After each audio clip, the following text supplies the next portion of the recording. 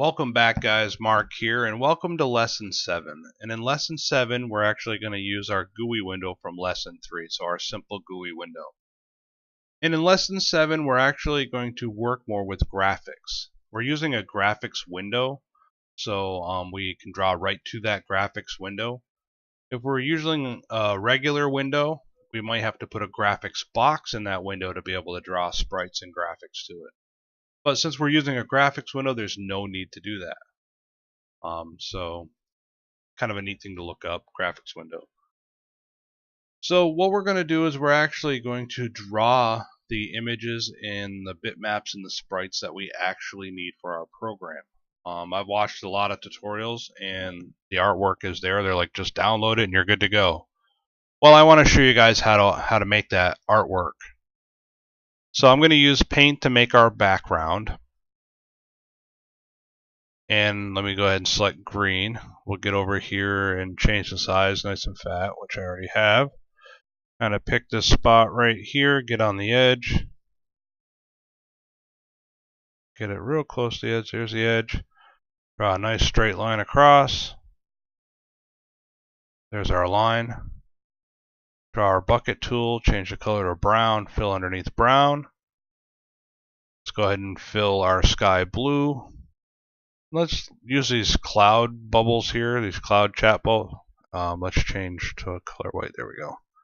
And then we'll just draw two kind of smaller ones. So now we have puffy clouds. Let's just fill those in white. There we go. So kind of a quick way to do it, but you can see it's a nice little background. And this is 1024 by 768, the size of our window. So let's go ahead and save this as a bitmap. And let me see, I'll go here.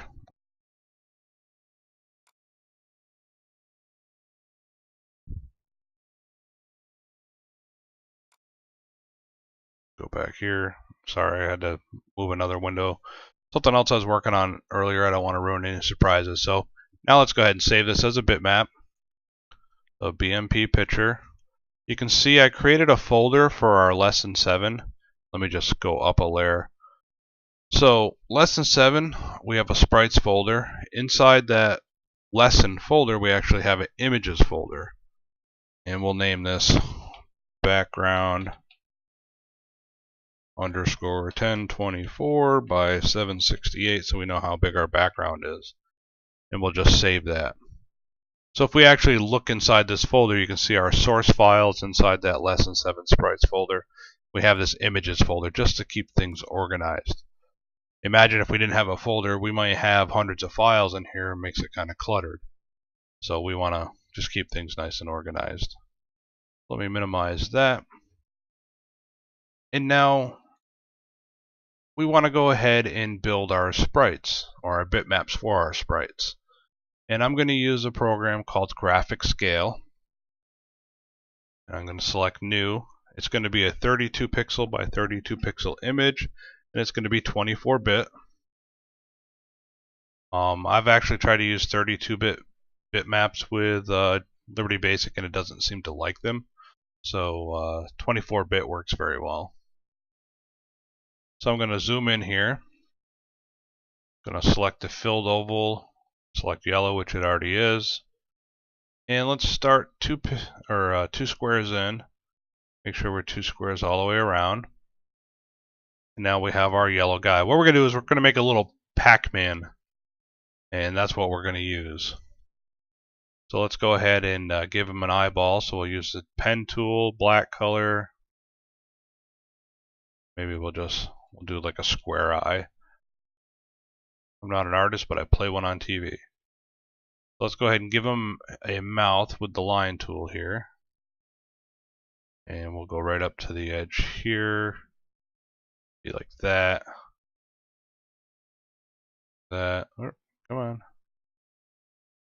Let go. And then.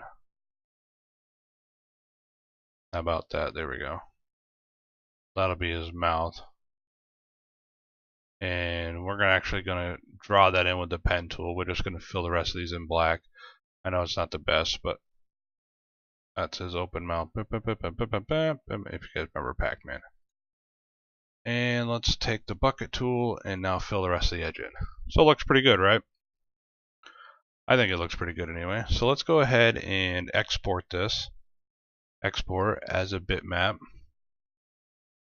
And so let's go ahead and let's say multiple files. Let's hit OK. Let's choose our lesson 7 images folder. OK, it saved it there. The only thing that you want to watch out for is it's not going to name your image, so you can save over that pretty easy. So what I'm going to do is I'm going to go in and rename it, and I'm going to call this Pac-Man 1, just as our bitmap, Pac-Man 1. And then the next thing I'm going to do, go back to graphic scale. I'm actually going to hit Control-Z and undo some of this real quick. Let's go ahead and let's go to redo. Redo that last part here. And basically what I want to do is I actually want to change where he's eating actually. So let's grab some of this yellow and let's just kind of fill this back in. See how we can make this look. So I'm going to use that line tool again. Need to change the color back to black. Go here. Yeah. Do that. Use this to fill it in. Kind of a crude way to do it, but it works. You guys get the idea. Not an artist, but I did stay at a Holiday Inn Express. So now you can see his mouth is closed. So open, close, open, close. You know, it's not closed all the way, but it should give us some movement in our image later on. Let's go ahead and export this. Okay. Remember our old folder. Go back in, and now we see we have both images. Let's rename this, and we'll call this Pac-Man 2. Perfect. So you see we have open and closed mouth. So if you guys played Pac-Man, you guys can remember what this looks like. Now, there's actually a way to make these into sprites really easy. And it's this file that I'm going to give credit to programmer Andy Amaya to. It's called a bitmap to sprite mask. So it's a sprite mask maker. It makes a mask for your sprite. It actually makes the sprite for you from a bitmap image. So to use this, I'm going to run it. And if you guys are looking for this file, let me know. Leave me a message in the down there, you know, down below the comment section. I will get your email. I can email the source file to you, and then you guys have it for life. But I'm going to run this. It's going to want me to find where our folder is. So I'm going to select Pac-Man 1. I'm going to hit open. Now it wants me to save it, and someday I'm going to fix it so it remembers the folder we selected it from. I'm going to save this right back in here, but I'm going to call this Pac-Man Sprite 1. Pac-Man Sprite 1. Perfect, right? Pac-Man Sprite 1. And it's going to be a bitmap. Boom. So you can see we now have the mask for our sprite, so he's kind of cut out and he won't have any weird edges or borders or anything. Go ahead and run it again.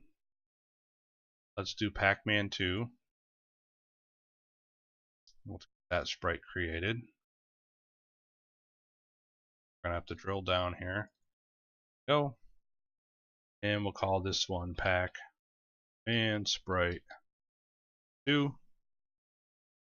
Save. There we go. Let's exit this. We can close this now. We don't need it open anymore. Or yes, we're sure we want to exit. So you guys can see we now have both our sprites. We'll leave our main files in here so we have them as reference, but here we go if we want to make changes to them. We have both our sprites. So this will allow us to now go build our program. I'll slide this over here like that. Perfect. So you guys can see we're going to do some serious programming now. So one of the things that we want to add first is let's go ahead and add an X and Y for our sprites. So we'll call them PM Pac-Man X equals 25. Pac-Man Y equals, say, 600. So that'll be its position on the screen, and we can move that and cycle it.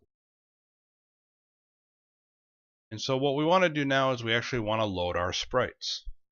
Now this is new for you guys, so let's go ahead and show you the new command. I'll say load bitmaps, and then it's just simple as load BMP, and then we got to give a nickname to our file. What do we want to reference this sprite in the rest of our program? So this is going to be the background, so let's just call it BG background, real easy. And then we actually want to drill down to our images. Now, since our source code is in that main lesson 7 sprites folder, if we just did background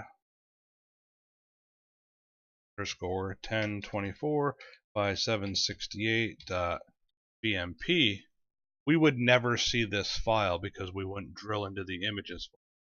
So what we actually need to do, images backslash. Now what that says is, okay, look in the main folder, now look in the images folder, and look for the image named background 1024 by 768 BMP. Now that still won't display to our window. Won't be able to see the background, so we've got to use a new command. So what we want to do is set the background. So we do that by using the handle of our window, gaming world, and then we just say background. Then remember our handle to that image, background BG. That way we don't have to remember that long name. It's just BG. It's a nickname for that bitmap that we loaded. So let's go ahead and just try to run this.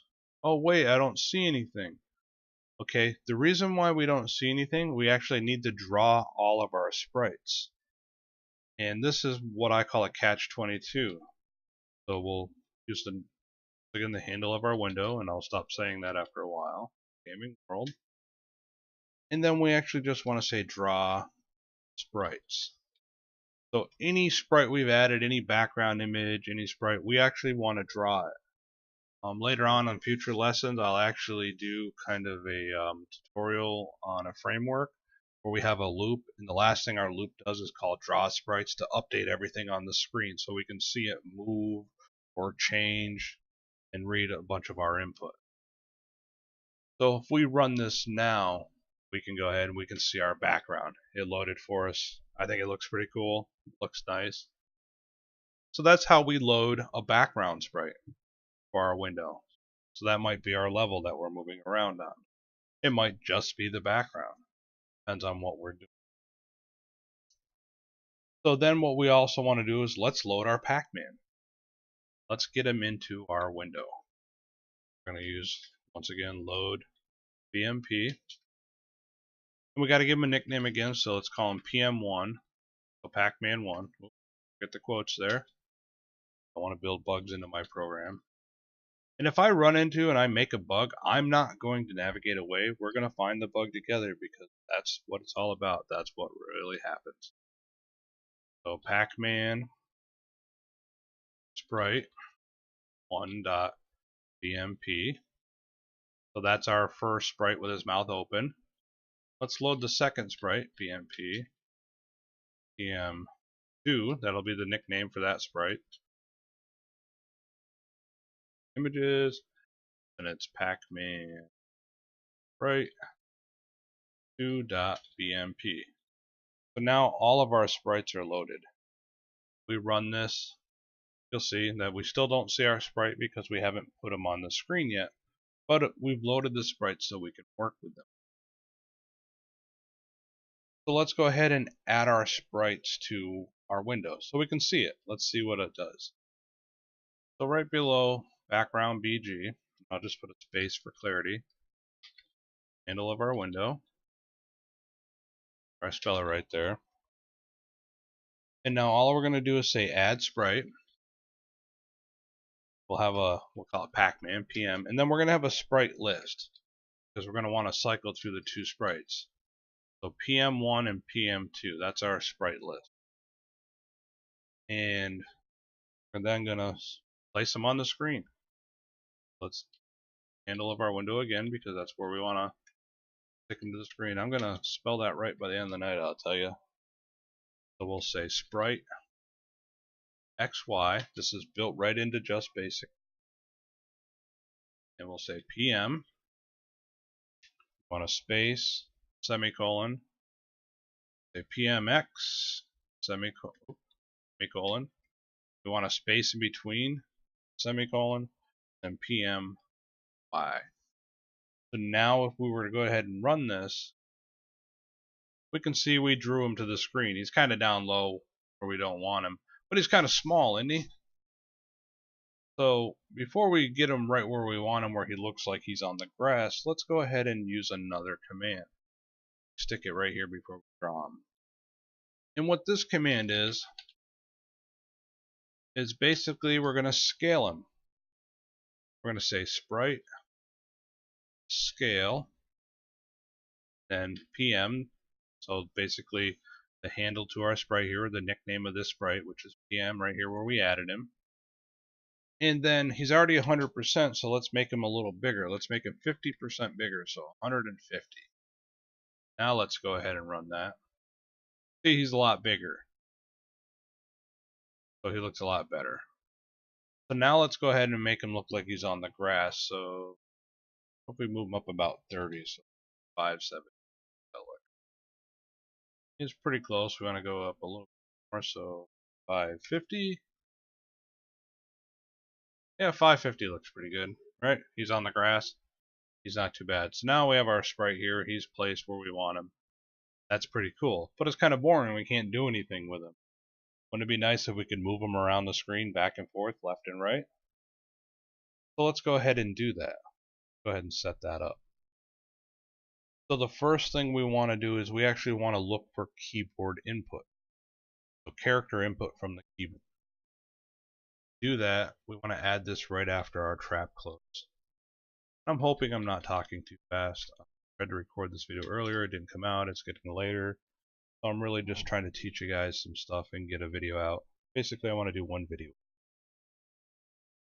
So when we're looking for keyboard input, we want to say when. This is character input. So when we have keyboard input, I'm going to call it keyboard, this branch label. That's the branch label we're looking for. So we're looking for keyboard input. Now the one thing we want to do is we actually want to set focus to our gaming world window.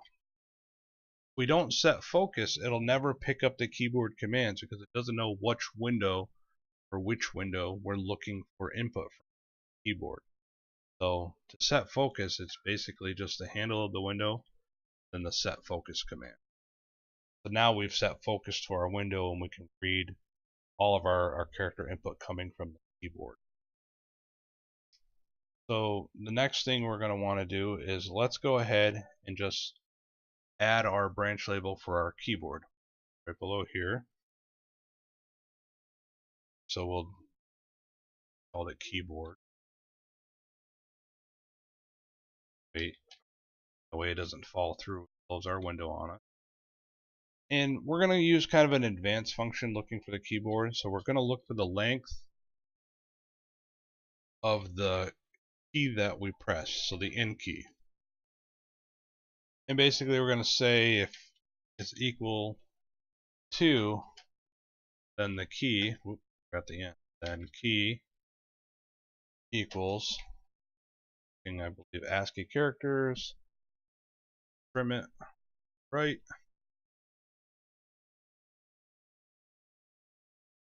in key, one place. This is kind of an advanced feature, so if you don't get it, that's fine. I'll do a tutorial later on where we explain it quite a bit more.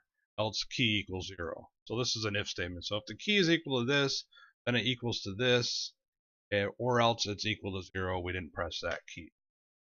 And then what we're going to do is we're going to assign that to a local variable. This variable is only visible by this keyboard branch label, not global like our PMX and PMY for our Pac-Man X and Y position. So it's inside of a branch label, it's local to this branch label. Can't be seen anywhere else in the program. We're going to say equals in key.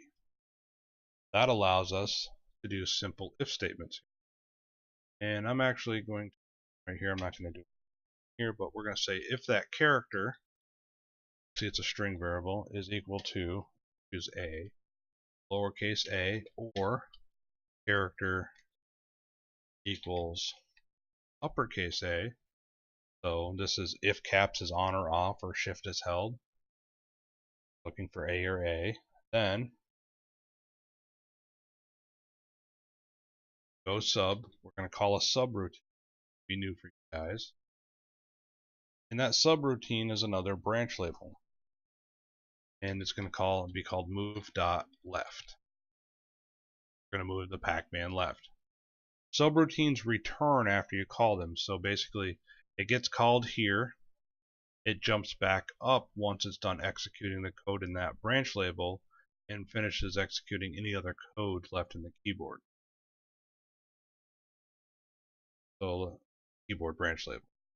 That makes sense. So character, let's look for D, left and right. Uppercase. Then call this subroutine, go sub dot left, or left right. So I'm getting punchy. So move dot left, move dot right. And then in the end, let's go ahead and set the end key back to blank.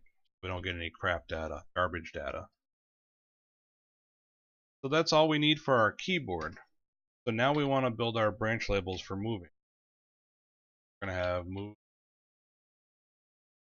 dot left, then return because it's subroutine, so we'll have it return when it's done. And basically we want to move our sprite left.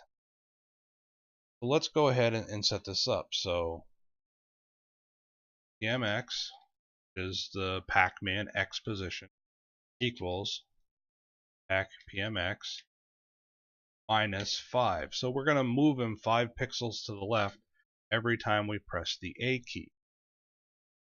So let's go ahead and do some updating. Gaming world. And let's go ahead and write XY. So M's. We already used the XY before, so we're going to move them. Base here, make sure semicolon X. Our blank in between there. And then our PM1. Now once again we do have to, and I tell you I can't spell the word tonight. Need to redraw our sprite so we update our screen. So like I said before, we might have a loop later on that does this and makes it look a lot nicer. But this is how we're going to do it.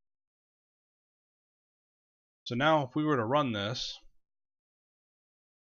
press the A key, he moves to the left until he goes off the screen, which we would have to put some checks in for that, but we're not going to do that right now. We're at 23 minutes for this now, so I just want to kind of finish up the left, move right.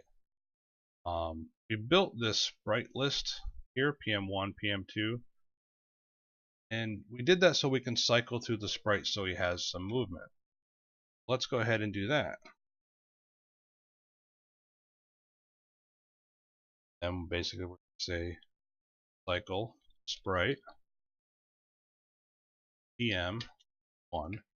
That's our sprite, and we want to pick the first image in there.